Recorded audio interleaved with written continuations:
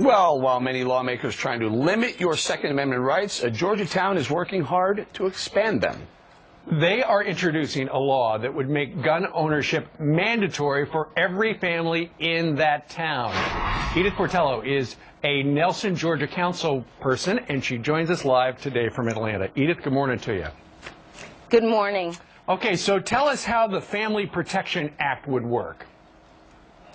It's an ordinance that the city of Kennesaw passed in 1982, and this is a copy of that, and it gives the rights to all of homeowners to own a firearm. Right, but go ahead. Go ahead.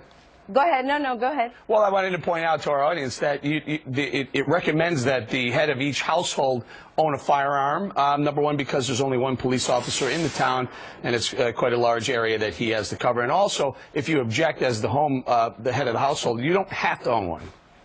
Absolutely. If you don't want to have a firearm, you do not have to have one.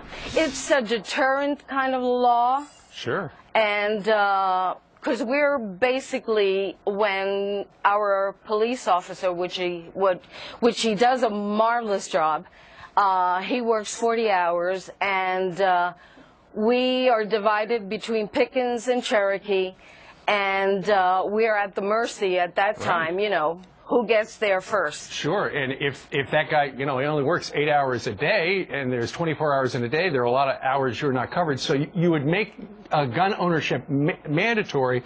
If I was a criminal looking in, Edith, that would be a town I would bypass if I knew that everybody had a gun.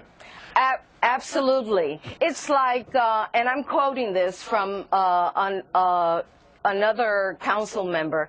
He always says it's like having a security sign in front of your house that the majority of the people don't even have it, but you don't know. Right. So this would be in the same, you know, the same thing. You don't know if that person has a firearm or not. Right. Hey, Edith, we only have a couple of seconds left here, but tell us, how is the police officer? What does he say? Does he welcome this?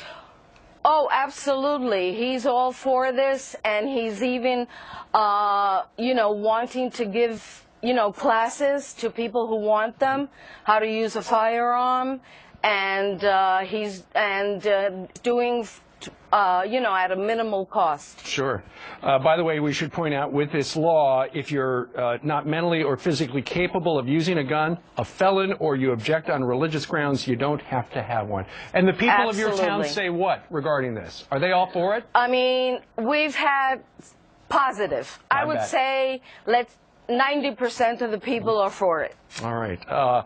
Edith Portillo down there in Nelson, Georgia, we thank you very much for telling us all about the Family Protection Act. Thank you, ma'am. Thank you.